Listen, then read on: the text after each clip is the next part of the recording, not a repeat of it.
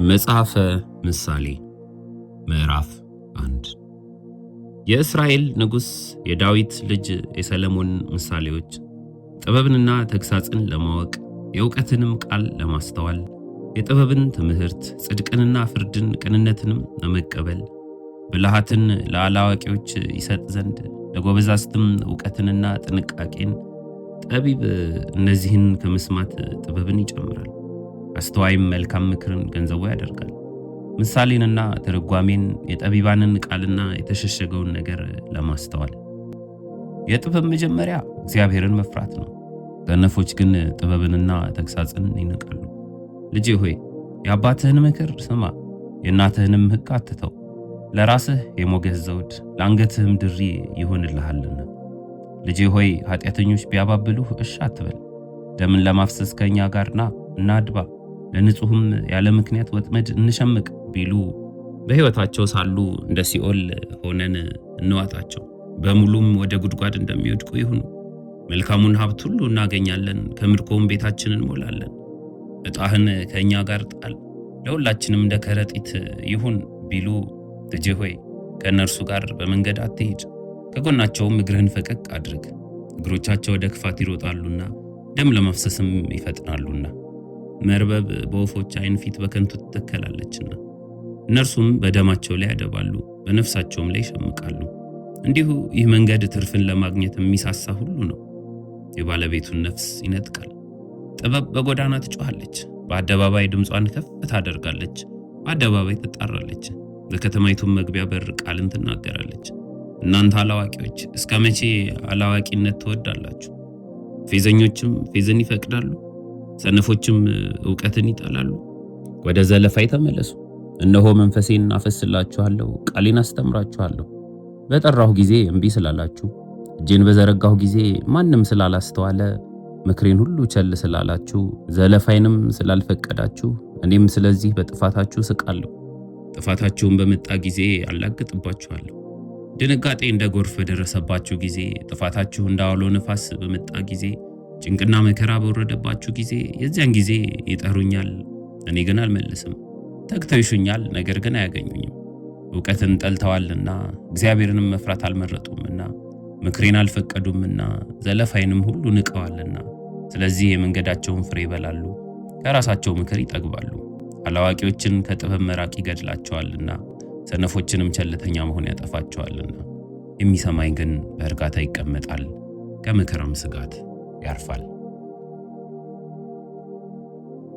መጽሐፈ ምሳሌ ምዕራፍ 2 ልጄ ሆይ ቃሌን ብትቀበል ትእዛዜንም በአንተ ዘንድ ሸሽገህ ብትይዛት፣ ጆሮህ ጥበብን እንዲያደምጥ ታደርጋለህ፣ ልብህንም ወደ ማስተዋል ታዘነብላለህ።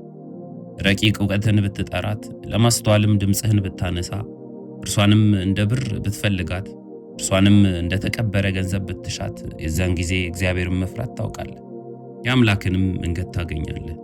እግዚአብሔር ጥበብን ይሰጣልና ከአፉም እውቀትና ማስተዋል ይወጣሉ። እርሱ ለቅኖች ደህንነትን ያከማቻል፣ ያለ ነውር ለሚሄዱትም ጋሻ ነው። የፍርድን ጎዳና ይጠብቃል፣ የቅዱሳኑንም መንገድ ያጸናል። የዚያን ጊዜ ጽድቅና ፍርድን ቅንነትንና መልካም መንገድን ሁሉ ታስተውላለህ። ጥበብ ወደ ልብህ ትገባለችና እውቀትም ነፍስህን ደስ ታሰኛለችና። ጥንቃቄ ይጠብቅሃል፣ ማስተዋልም ይጋርድሃል። ከክፉ መንገድ አንተን ለማዳን ጠማማ ነገርን ከሚናገሩ ሰዎች፣ እነርሱም በጨለማ መንገድ ይሄዱ ዘንድ የቀናውን ጎዳና የሚተዉ፣ ክፉ በመስራት ደስ የሚላቸው፣ በጠማማነትም ደስታን የሚያደርጉ፣ መንገዳቸውን የሚጠመዝዙ፣ አካሄዳቸውንም የሚያጣምሙ ናቸው። የጋለሞታ ሴት አንተን ለመታደግ ቃሏን ከምታለዝብ ከሌላይቱም ሴት የሕፃንነትን ወዳጇን የምትተው፣ የአምላኳን ቃል ኪዳን የምትረሳ፣ ቤቷ ወደ ሞት ያዘነበለ ነው፣ አካሄዷም ወደ ሙታን ጥላ። ወደ እርሷ የሚገቡ ሁሉ አይመለሱም፣ የሕይወትንም ጎዳና ያገኙ። አንተም በደጋግ ሰዎች መንገድ እንድትሄድ የጻድቃንን ጎዳና እንድትጠብቅ። ቅኖች በምድር ላይ ይቀመጣሉና ፍጹማንም በእርሷ ይኖራሉና። ኃጢያን ግን ከምድር ይጠፋሉ፣ አመፀኞችም ከእርሷ ይነጠቃሉ። መጽሐፈ ምሳሌ ምዕራፍ 3 ልጄ ሆይ ሕጌን አትርሳ፣ ልብህም ትእዛዛቴን ይጠብቅ። ብዙ ዘመናትና ረጅም ዕድሜ ሰላምም ይጨምሩልሃልና። ምሕረትና እውነት ካንተ አይራቁ። በአንገትህ እሰራቸው፣ በልብህ ጽላት ጻፋቸው። በእግዚአብሔርና በሰው ፊትም ሞገስንና መልካም ዝናን ታገኛለህ። በፍጹም ልብህ በእግዚአብሔር ታመን፣ በራስህም ማስተዋል አትደገፍ። በመንገድህ ሁሉ እርሱን እወቅ፣ እርሱም ጎዳናህን ያቀናልሃል። በራስህ አስተያየት ጠቢብ አትሁን፣ እግዚአብሔርን ፍራ፣ ከክፋትም ራቅ። ይህም ለሥጋህ ፈውስ ይሆንልሃል፣ ለአጥንትህም ጠገን። እግዚአብሔርን ከሀብትህ አክብር፣ ከፍሬም ሁሉ በኩራት። ጎተራህም እህልን ይሞላል፣ መጥመቂያህም በወይን ጠጅ ሞልታ ትትረፈረፋለች። ልጄ ሆይ የእግዚአብሔርን ተግሣጽ አትናቅ፣ በገሠጸህም ጊዜ አትመረር። እግዚአብሔር የወደደውን ይገሥጻልና፣ አባት የወደደውን ልጁን እንደሚገሥጽ። ጥበብን የሚያገኝ ሰው ምስጉን ነው፣ ማስተዋልንም ገንዘቡ የሚያደርግ። በወርቅና በብር ከመነገድ ይልቅ በእርሷ መነገድ ይሻላልና። ከቀይ ዕንቁም ትከብራለች፣ የተከበረም ነገር ሁሉ አይተካከላትም። በቀኟ ረጅም ዘመን ነው፣ በግራዋም ባለጠግነትና ክብር። መንገዷ የደስታ መንገድ ነው፣ ጎዳናዋም ሁሉ ሰላም ነው። እርሷ ለሚይዟት የሕይወት ዛፍ ናት፣ የተመረኮዘባትም ሁሉ ምስጉን ነው። እግዚአብሔር በጥበብ ምድርን መሠረተ፣ በማስተዋልም ሰማያትን አጸና። በእውቀቱ ቀላያት ተቀደዱ፣ ደመናትም ጠልን ያንጠባጥባሉ። ልጄ ሆይ እነዚህ ከዓይኖችህ አይራቁ፣ መልካም ጥበብና ጥንቃቄን ጠብቅ። ለነፍስህም ሕይወት ይሆናሉ፣ ለአንገትህም ሞገስ። የዚያን ጊዜ መንገድህን ተማምነህ ትሄዳለህ፣ እግርህም አይሰነካከልም። በተኛህ ጊዜ አትፈራም፣ ትተኛለህ፣ እንቅልፍህም የጣፈጠ ይሆንልሃል። ድንገት ከሚያስፈራ ነገር ከሚመጣውም ከኃጢአን ጥፋት አትፈራም። እግዚአብሔር መታመኛ ይሆናልና እግርህም እንዳይጠመድ ይጠብቅሃልና። ለተቸገረ ሰው በጎ ነገርን በማድረግ አትከልክል፣ ልታደርግለት የሚቻልህ ሲሆን። ወዳጅህን ሂድና ተመለስ፣ ነገ እሰጥሃለሁ አትበለው፣ በጎ ነገርን ማድረግ ሲቻልህ። በወዳጅህ ላይ ክፉ አትስራ፣ እርሱ ተማምኖ ከአንተ ጋር ተቀምጦ ሳለ።